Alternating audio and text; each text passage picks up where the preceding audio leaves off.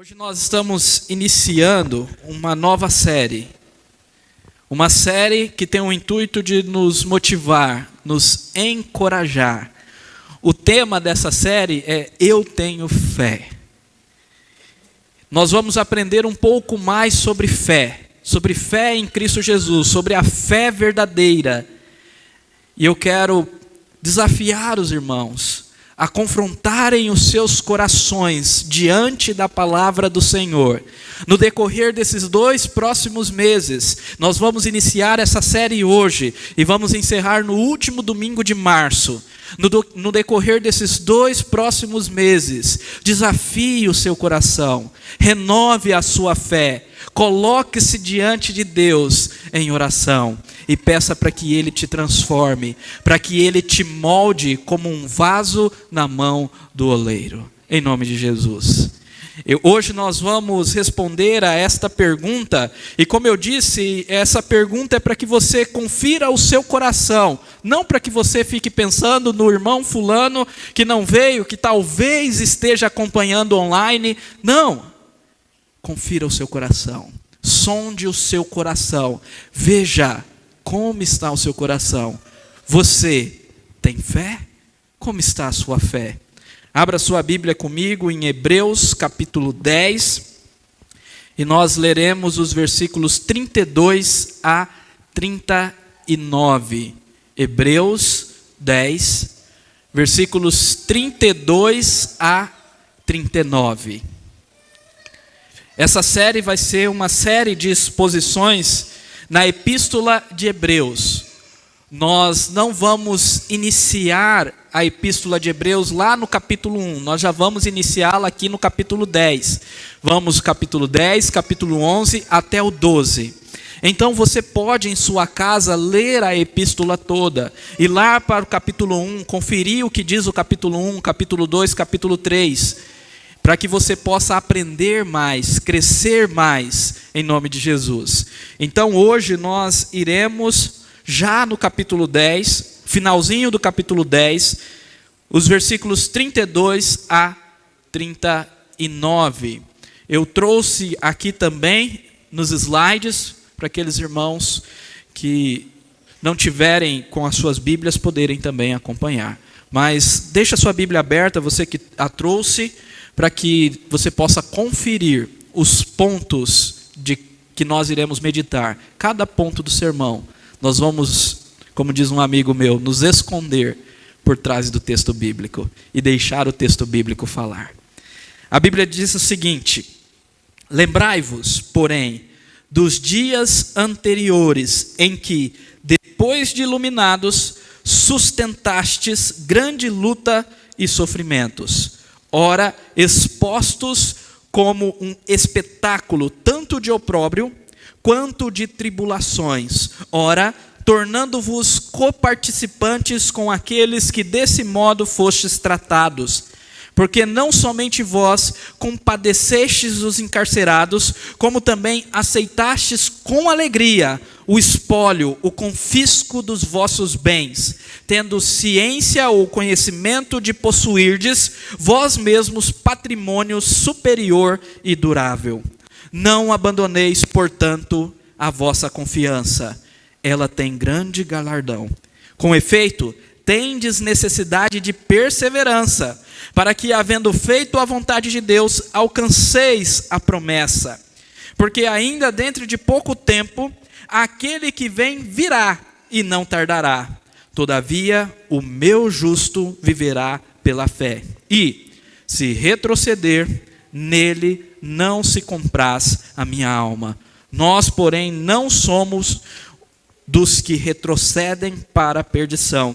Somos, entretanto, da fé para a conservação da alma. Amém. Vamos orar mais uma vez. Pai querido, em nome de Jesus, ó Deus, nós te louvamos e nós agradecemos por esse texto. Que texto maravilhoso.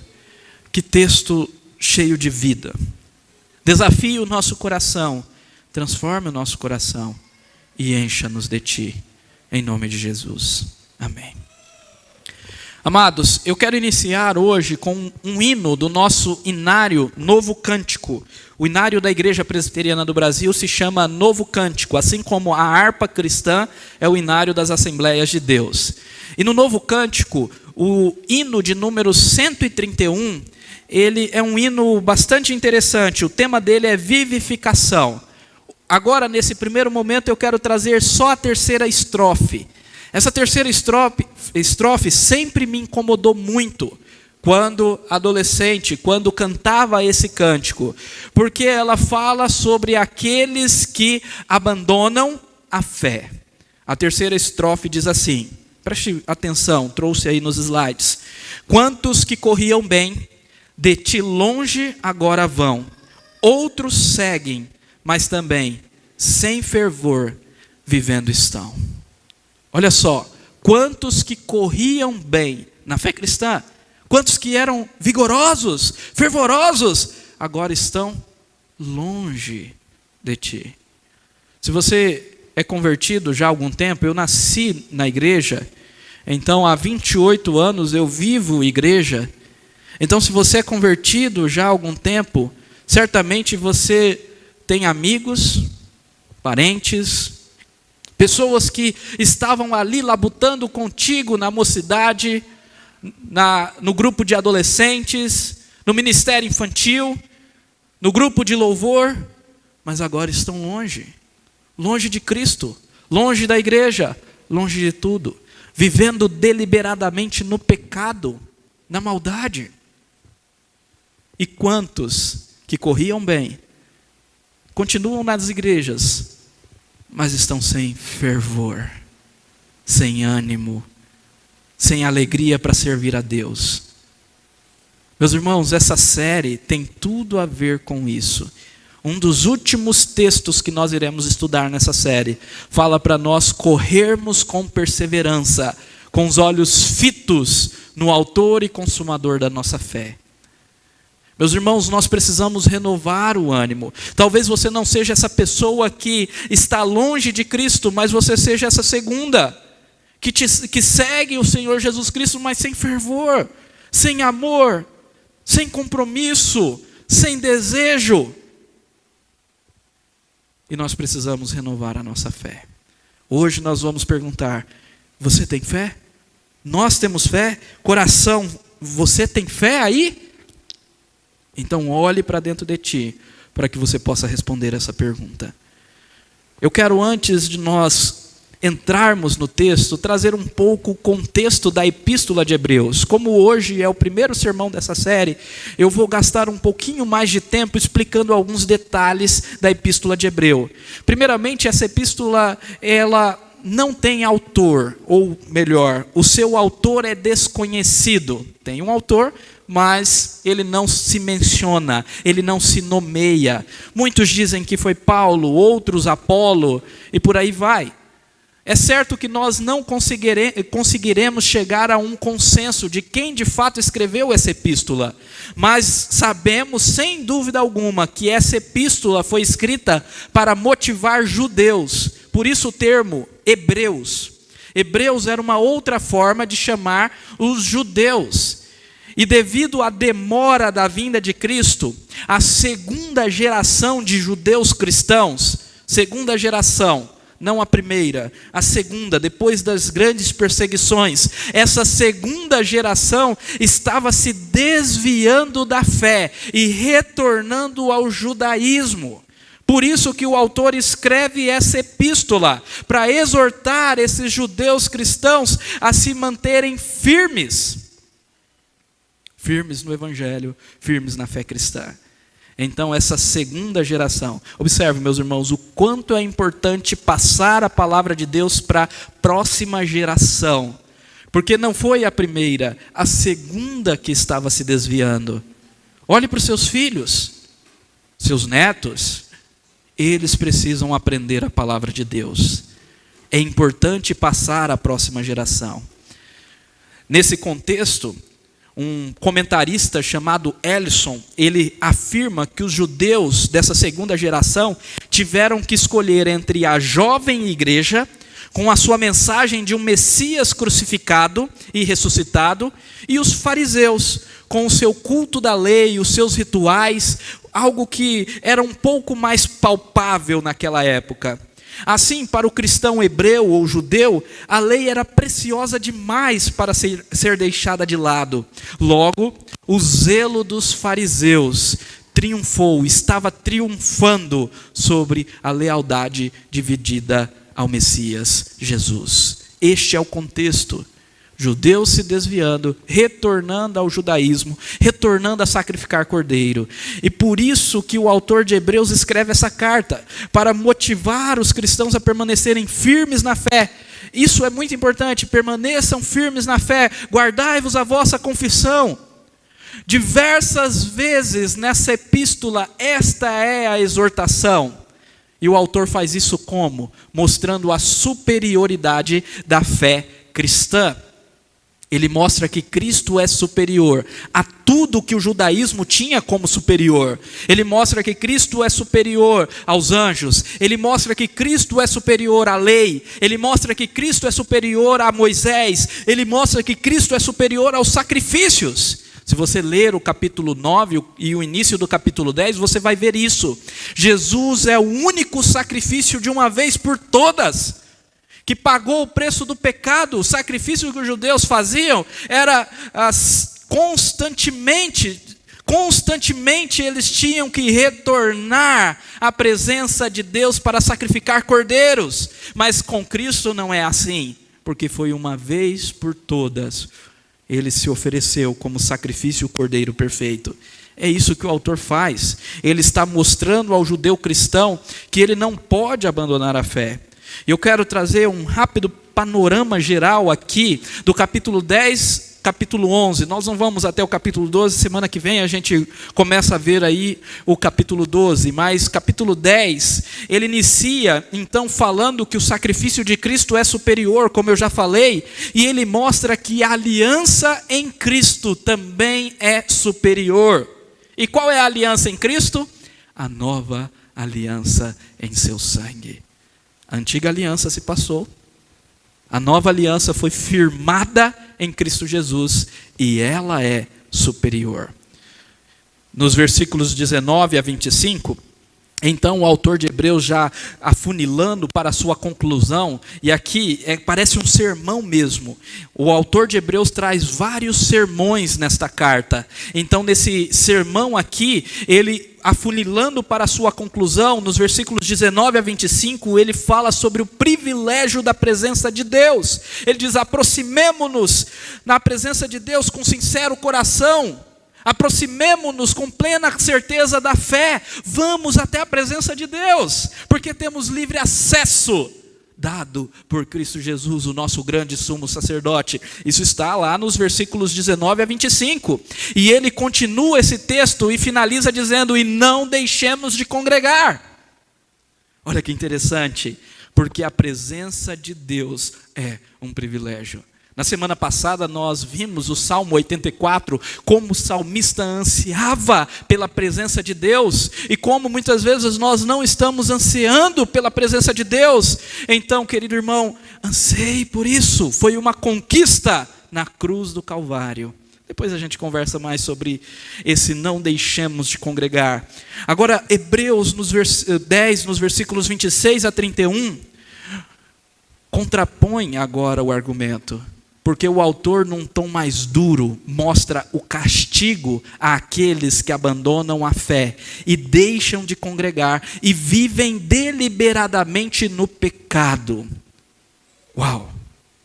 Então, um texto muito duro antecede o texto que nós vamos estudar hoje. Os versículos 26 a 31, nós vemos que nós não podemos viver deliberadamente no pecado. E esses que vivem deliberadamente no pecado são aqueles que deixaram de congregar. São aqueles que apostataram, que abandonaram a fé cristã. São aqueles que retornaram ao judaísmo e também a outras coisas ruins, piores. E essa porção termina com uma palavra muito dura. Olha só o versículo 31. O versículo que antecede o texto que nós lemos. Horrível coisa é cair na mão do Deus vivo. Horrível coisa é cair na mão do Deus vivo. O texto está dizendo: Deus castigará aqueles que vivem deliberadamente, por vontade própria, no pecado. Deus castigará aqueles que, conhecendo o Evangelho, decidiram, por sua vontade e sã consciência, retornar à prática do pecado. É isso que o texto está dizendo. E então nós temos o texto que nós vamos estudar hoje, Hebreus 10, versículos 32 a 39, que diz que os da fé não retrocedem para a perdição. Daqui a pouquinho a gente vai meditar mais nesse texto. E por fim, o capítulo 11 inteiro, nós temos definição e exemplos de fé, exemplos de homens e mulheres de fé. E o capítulo 11 é tão importante, essa temática fé, que o termo fé aparece 24 vezes. É muito importante para o autor esses exemplos e explicar àquela igreja a importância da fé e que salvação só vem por meio da fé. Esse é o panorama. Agora nós vamos adentrar então no texto dos versículos 32 a 39 e vamos responder essa pergunta: você tem fé? Eu quero utilizar lá no último versículo uma expressão que aparece no versículo 39, que é a expressão da fé.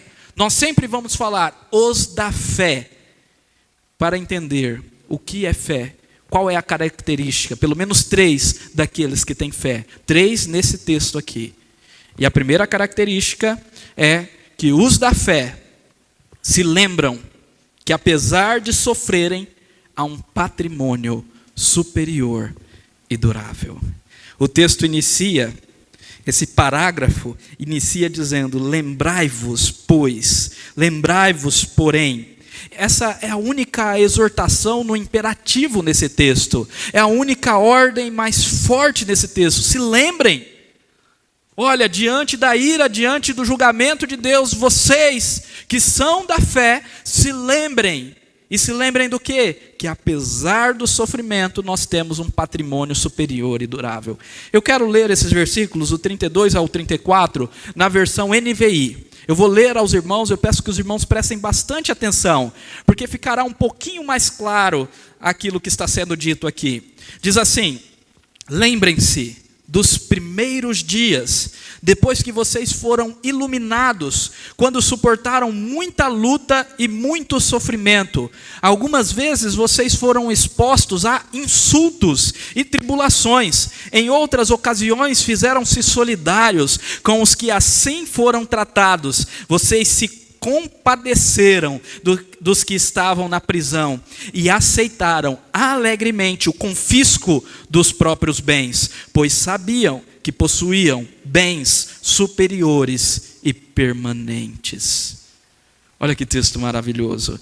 Aqui nós temos primeiro essa lembrança de que aqueles cristãos foram perseguidos nos primeiros dias, quando eles foram iluminados. Essa expressão iluminados é uma expressão muito bonita, que remete ao fato daqueles cristãos terem tido um entendimento genuíno e verdadeiro do Evangelho e se convertido ao Senhor. Então, iluminados aqui nesse texto é salvos, verdadeiramente convertidos.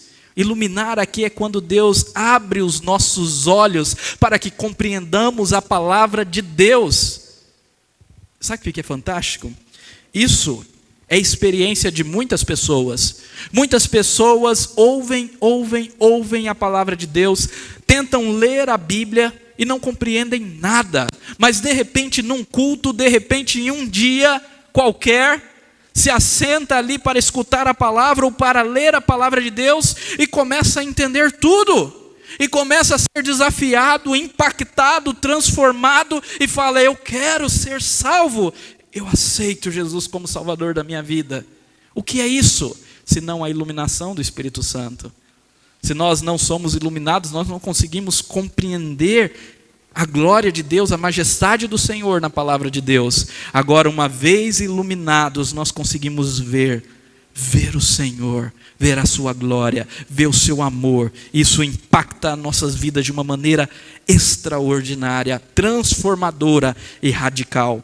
Agora, esses irmãos, logo depois da conversão deles, eles passaram por lutas, grandes lutas e sofrimentos. Os cristãos do primeiro século, meus irmãos, eram muito mais perseguidos do que nós somos hoje. Nós nem podemos comparar, na verdade. A perseguição deles era perseguição de morte. Muitos apóstolos foram mortos, decapitados, crucificados, foram apedrejados, eram presos, eram açoitados. Assim era a perseguição dos cristãos naquela época. E o judeu que já tinha uma paz na sua religião, uma paz no seu judaísmo, quando se converteu para o cristianismo, passou a ser também perseguido. Foi colocado todo mundo no mesmo pacote. Os cristãos foram acusados, por exemplo, de colocarem fogo em Roma. Foi Nero que colocou, mas os cristãos que foram acusados, e por causa disso eles eram queimados em praças, eles eram queimados vivos, como tochas humanas, para ser de exemplo para todos que estavam ali, que os cristãos deveriam ser rejeitados. E aí? Será que esse tipo de perseguição nós temos hoje? Não aqui no Brasil. Talvez no Oriente Médio, sim. Na Ásia, sim. Mas aqui, somos livres. E os cristãos, mesmo podendo ser mortos, mesmo com a iminência de serem queimados vivos, eles continuavam firmes, os verdadeiros cristãos. Então é isso que o autor de Hebreus, que às vezes eu posso chamar de Paulo, mas não é Paulo. Então o autor de Hebreus, ele está dizendo aqui: depois de iluminados, vocês passaram por sofrimento. E ele continua: vocês foram expostos como um espetáculo, queimados vivos em praças. É isso, expostos como espetáculo. Logo depois dessa primeira era cristã, já no segundo, terceiro século, os cristãos eram jogados no Coliseu para serem comidos por feras. Espetáculo. Era espetáculo aos homens. Então os cristãos foram expostos a espetáculo. Os cristãos foram atribulados, foram insultados, tornaram participantes do sofrimento daqueles que foram presos. É isso que ele diz no versículo 34. Porque não somente vos compadecestes dos encarcerados, como também aceitastes com alegria o espólio. Eles aceitavam com alegria o confisco dos seus bens. Por serem cristãos, os seus bens, até os seus bens, eram confiscados. Meus irmãos, na nossa época em que as pessoas idolatram o dinheiro, idolatram o consumismo, idolatram as suas posses, quais cristãos estão dispostos, com alegria, de ser os seus bens confiscados para a glória de Deus? Dificilmente. Porque a idolatria está no nosso coração, mas eles não, com alegria. Por quê? Porque eles tinham ciência de possuir patrimônio superior e durável. Existe um sermão do teólogo John Piper que é intitulado assim: você irá sofrer. E nesse sermão, John Piper mostra como ser cristão é ser uma pessoa marcada para morrer. Timothy Keller diz isso: se nós somos cristãos, nós somos ovelhas marcadas para morrer.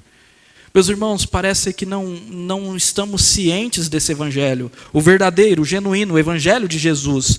Porque hoje nós estamos no meio, envolto de um evangelho da prosperidade. Muitas pessoas acreditam que se converterem a Cristo, nenhum sofrimento as atingirá. Que crer em Cristo significa que todos os seus problemas serão resolvidos. E até cantam Deus de promessa, Deus de aliança, mas não entendem que a promessa é a da vida eterna. E querem o quê? Riqueza e prosperidade nesse mundo terreno. Mas não, Jesus nos chamou para sofrer. Ele diz: bem-aventurados vocês são, quando por causa de mim vos perseguirem e vos injuriarem. Bem-aventurado é muito felizes. Se perseguiram a mim, quem dirá vocês? Jesus que falou isto. Jesus que falou a cada um de nós, meus irmãos. No mundo tereis aflições, mas tende bom ânimo, porque eu venci o mundo. Então ser cristão não significa ser isento de sofrimento, mas significa passar pelo sofrimento, ciente de que existe um tesouro eterno, superior e durável. E por isso, mesmo passando pelo sofrimento, nós vamos passar com alegria, dando glória a Deus, como diz o irmão Lázaro, porque o Senhor é o nosso Deus, porque Ele está conosco. Quantos cristãos nessa época encheram seus corações de amargura, de murmuração, estão com os corações moribundos. Longe está a alegria do Senhor, porque longe também está Cristo desse coração. Então compreendam que o verdadeiro cristão, os da fé, mesmo diante do sofrimento, tem alegria, porque sabe do seu patrimônio superior e durável. Olha que coisa maravilhosa. Olha como que esse texto retrata a nossa herança em Cristo Jesus. Primeiro é superior. Superior a quê? A tudo que o judaísmo poderia oferecer. Superior a tudo que este mundo pode oferecer. Superior a qualquer riqueza e prazer que este mundo pode oferecer. É o que Paulo diz: nem olhos viram, nem ouvidos ouviram aquilo que o Senhor tem preparado para os seus. É superior, mas também é durável, é permanente, é eterno, porque qualquer coisa que você venha a ter nesta terra vai passar, a traça e a ferrugem corroem. Por isso Jesus diz: ajuntai tesouros nos céus, aonde nem a traça e nem a ferrugem corrói. É durável, é eterno, é para sempre.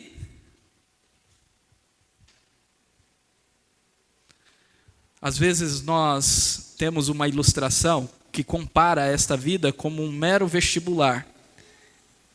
E a vida verdadeira é a próxima. Às vezes nós estamos prendidos no tempo aqui, nesses 80, 90, 100 anos de vida, que podemos viver aqui nesta vida e pensamos: isso daqui é tudo. Não, meus irmãos, isso daqui não é nem 1% do que é a verdadeira vida. O eterno, o sem fim, vem depois. Então olhe para o patrimônio superior e durável. Amém? Em segundo lugar, então primeiro, os da fé se lembram que apesar do sofrimento, há um patrimônio superior e durável, eterno.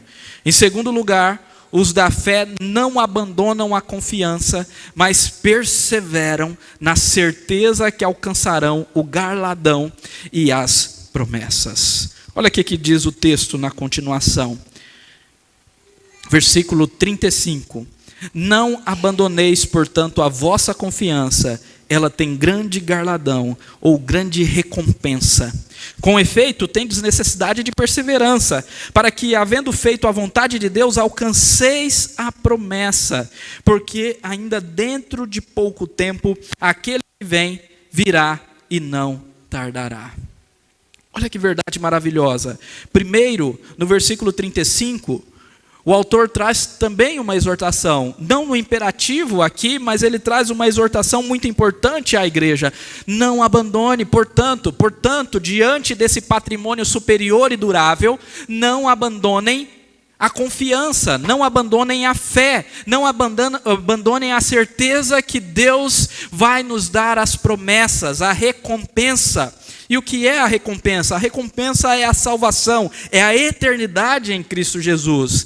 É importante nós entendermos que Deus, Ele diz que recompensará ricamente o crente que confessa a sua fé corajosamente. Deus recompensará ricamente o crente que confessa a sua fé corajosamente, mesmo diante da perseguição e do sofrimento. Contudo, essa recompensa, apesar do nome, esse galardão, apesar do nome, não é por causa dos nossos méritos. Você não pode pensar que é porque você é bom, porque você foi o melhor, que você está recebendo essa recompensa, mas é graça, é por causa de Cristo, e é porque Cristo quer que seja assim. Ele quer recompensar, mesmo que sejamos pecadores que não merecemos, mas Ele quer recompensar, e Ele recompensa para a sua honra e para a sua glória, porque Ele já conquistou isso na cruz. É direito nosso, é a nossa herança.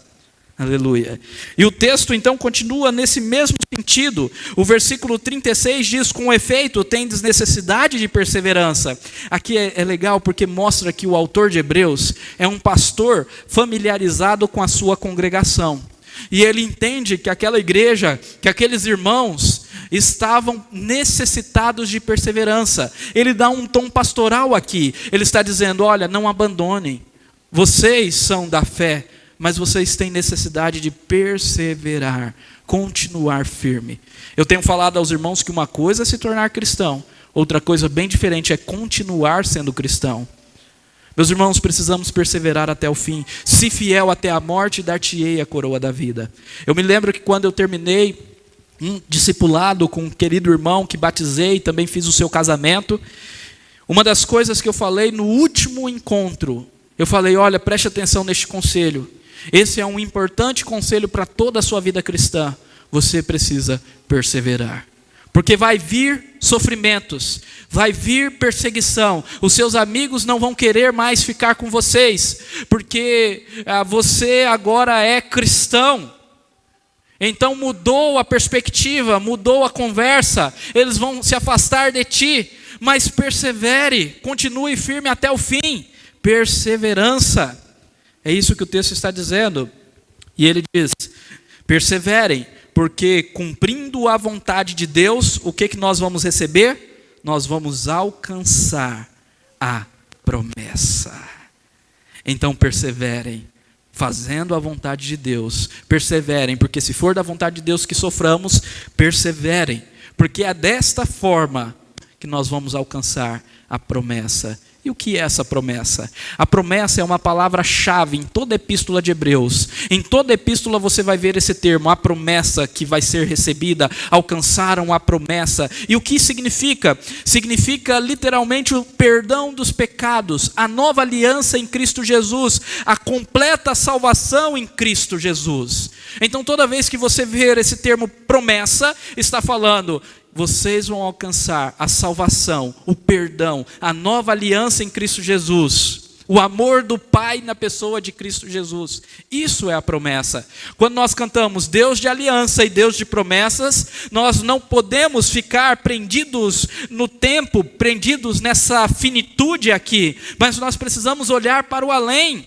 Sim, Ele pode nos abençoar no aqui e agora, sim, mas Ele nos abençoa com a vida eterna. Essa é a promessa maravilhosa, que todo aquele que nele crê não irá morrer, mas ganhará o presente da vida eterna. Então é essa a promessa, e essa é a promessa de Deus ao homem, por isso é inquebrável. O que Deus prometeu, o crente receberá.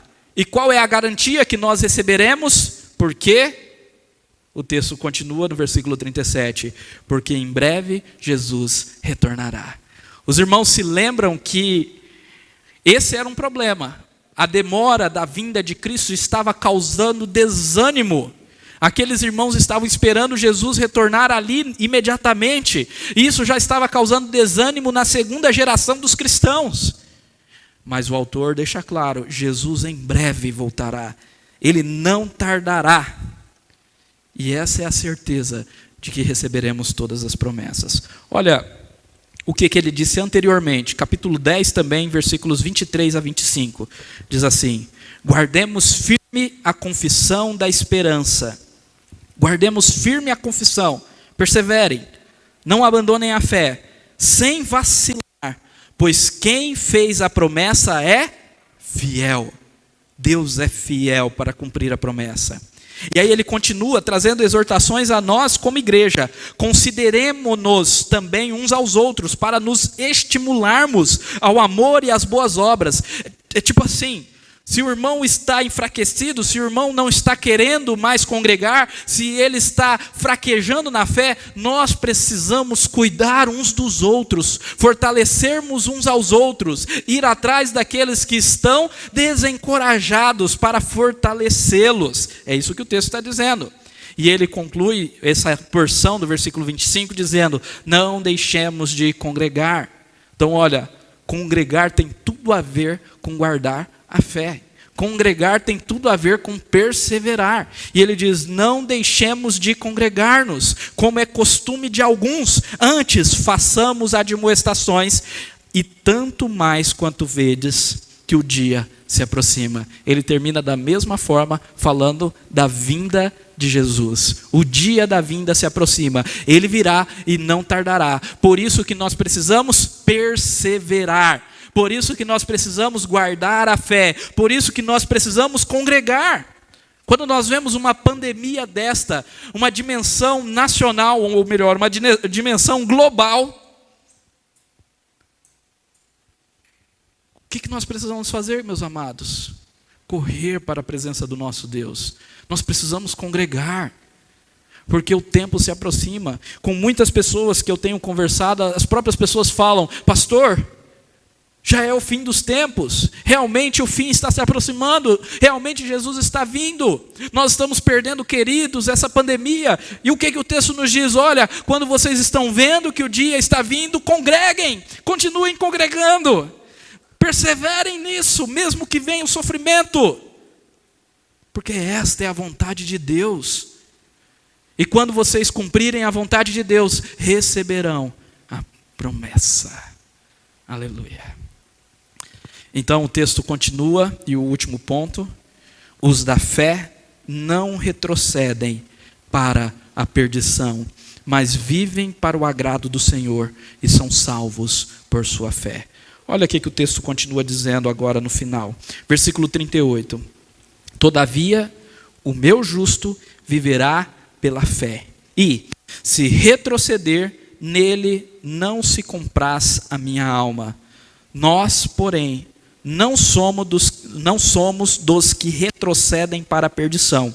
Somos, entretanto, da fé, para a conservação, para a salvação da alma.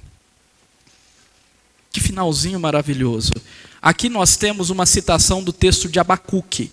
Então o autor ele cita Abacuque capítulo 2, versículos 3 e 4, onde lá em Abacuque é dito ao profeta, a palavra de Deus ao profeta, também registrada pelo profeta como palavra do Senhor, que o justo viverá pela fé. É um texto que é explorado por vários autores do Novo Testamento, como Paulo em Romanos 1, capítulo 1, versículos 16 e 17, quando ele diz que o justo viverá pela fé. É um texto tão magnífico e tão maravilhoso que foi um texto motivador a Martim Lutero na sua conversão e então na reforma protestante. O justo viverá pela fé. É pela fé que nós somos salvos, é pela fé que alcançamos a salvação do nosso Deus. Mas o texto de Abacuque continua, e o autor aqui ele continua citando o texto, informando que se retroceder, nele não se compraz a minha alma. Ele está dizendo: o justo continuará na fé, o verdadeiro salvo. Justo significa não condenado, então é o salvo verdadeiro e genuíno. Então aquele que é salvo continuará, viverá pela fé, mas o que retroceder, Deus não se agrada. A minha alma não se compraz. O compraz aqui é: eu não tenho agrado, eu não tenho prazer. A minha alma não se agrada daqueles que retrocedem. Nós já vimos isso quando eu citei o texto anterior, que é exatamente anterior a este texto, que fala que horrível coisa é cair na mão do Deus vivo. É um pronunciamento de castigo para aqueles que se desviam. Jesus disse isso: aquele que coloca a mão no arado e olha para trás não é digno de mim. O que retroceder a minha alma não se agrada. Se você se envergonhar diante dos homens de mim, eu também envergonharei diante do meu Pai. Olha só, irmãos, vamos voltar aí no versículo 29, olha aí na sua Bíblia. Ele está dizendo: de quanto mais severo castigo julgais vós, será considerado digno aquele que calcou aos pés o Filho de Deus e profanou o sangue da aliança, com o qual foi santificado e ultrajou o Espírito da graça. Ora, nós conhecemos aquele que disse: a mim pertence a vingança, eu retribuirei. E outra vez, o Senhor julgará o seu povo. Horrível coisa é cair na mão do Deus vivo. Ele está dizendo: quanto mais receberá a justiça de Deus aquele que calcou o pé do Evangelho, mas não perseverou, aquele que andou na igreja até recebeu do respingo da santificação, sem, contudo, salvação verdadeira, mas ultrajou o Espírito da graça e abandonou a fé. Isso é muito forte, meus irmãos. Então Deus não se agrada dos que retrocedem. E aí o versículo 39, ele continua dizendo: nós, porém, não somos dos que retrocedem para a perdição. Os que retrocedem para perdição, para o castigo. Nós somos, entretanto, da fé para a conservação da alma. O que é interessante, porque aqui fica claro para nós que não é possível os que têm verdadeira fé retrocederem. Os da fé não retrocederão, porque é Deus que garante que eles continuarão firmes até o final. Deus os preservará, eles perseverarão. A perseverança dos santos é isto, é que os da fé irão continuar na presença de Deus, serão conservados para a salvação. E é muito interessante porque o termo conservação aqui, às vezes traduzido por salvação, ele também pode indicar possessão, propriedade própria, aquisição. E está dizendo então que nós somos propriedade e aquisição de Deus. Deus nos conservará porque somos dele, porque ele nos comprou na cruz. E é por isso que somos salvos pela fé em Cristo. Cremos que Cristo pagou o preço dos nossos pecados. Amém? Isso é maravilhoso. Dos versículos 12 a 14, o autor de Hebreus deixa muito claro isso. Olha só: Jesus, porém, tendo oferecido para sempre um único sacrifício pelos pecados, assentou-se à destra de Deus, aguardando daí em diante até que os seus inimigos sejam postos por estrados dos seus pés, porque como uma única oferta aperfeiçoou para sempre quantos estão sendo santificados.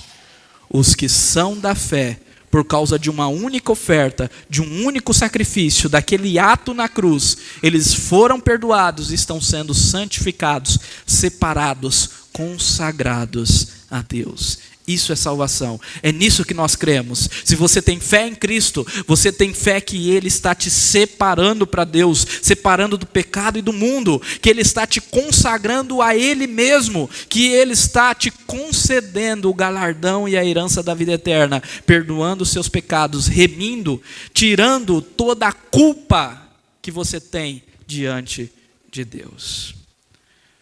Amados, eu quero trazer, diante de tudo isso que nós falamos, 5 aplicações práticas. A primeira é: se você ainda não creu em Cristo, creia em Jesus. Ele é o único que pode salvar a sua alma. A Bíblia deixa claro que não existe nenhum outro caminho a não ser Jesus Cristo. Não existe nenhum outro nome debaixo dos céus que importa que sejamos salvos. Somente Jesus pode nos conceder salvação.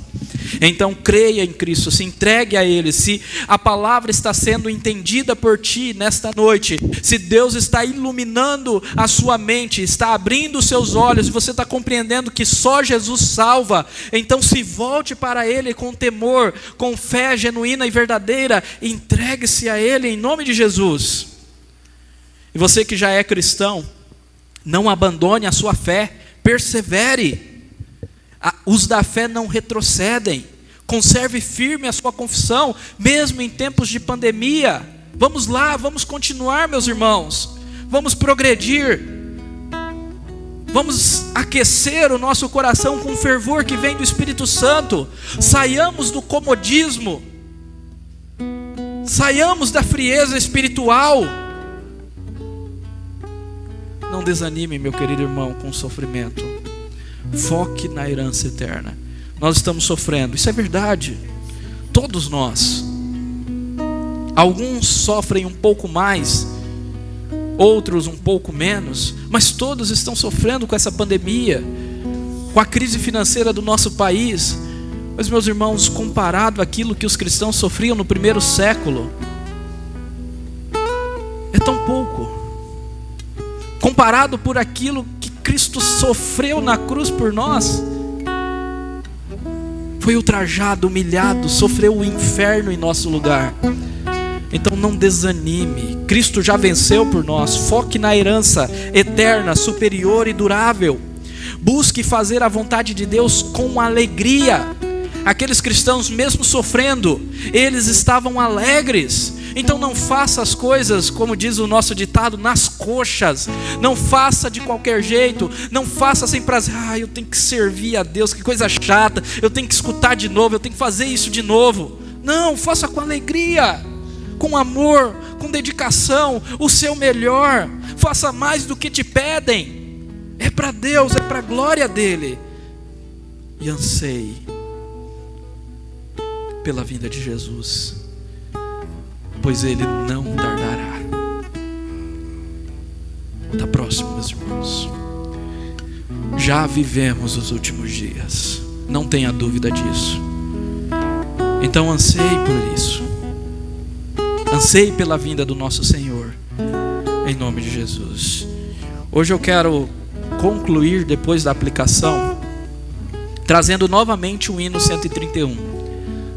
Nós vimos que a terceira estrofe desse hino diz que muitos corriam bem e longe de Deus estão. Muitos até seguem Jesus, mas sem fervor, sem ânimo, sem vontade. Agora, olha só o pedido que este hino faz, um pedido de renovação e de restauração. A primeira estrofe diz assim: tu que sobre a amarga cruz, tu que sobre a amarga cruz revelaste teu amor. Tu que vives, ó Jesus, vivifica-nos, traz vida, fé, ânimo, confiança, perseverança. Senhor, vem, ó vem, Jesus, Senhor. Nossas almas despertar com teu santo e puro amor. Vem, Senhor, nos inflamar. Ó vem, nossas almas inflamar.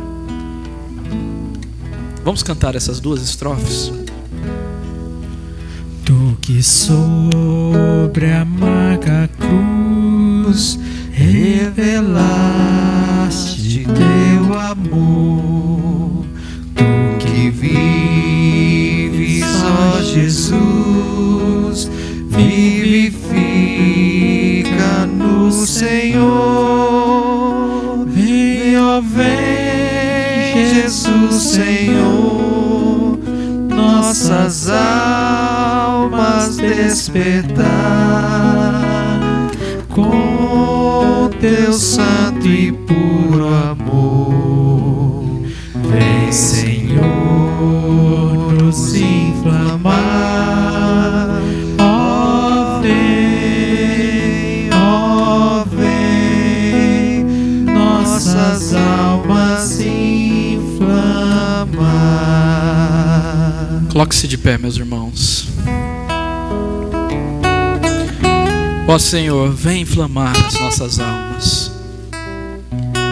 Restaure, ó Deus, a nossa fé. Renova o nosso coração. Vivifica-nos, ó Pai. Em nome de Jesus. Nos dá fervor. Edifique a tua igreja, ó Pai. Que a tua igreja, ó Deus, receba de ti o avivamento. E que mesmo em meio ao sofrimento, ó Pai, possamos ter os nossos olhos fitos em Cristo, o nosso Senhor, o autor e consumador da nossa fé. Que possamos, ó Deus, olhar para a herança superior e durável, para o galardão, para a promessa da vida eterna e para a certeza que Jesus em breve voltará e não tardará. Ó Deus, aviva a tua obra, ó Senhor. E agora, irmãos, que a graça e a paz do nosso Senhor, o amor de Deus e as santas consolações do Espírito esteja sobre vós, povo do Senhor, hoje para todo sempre.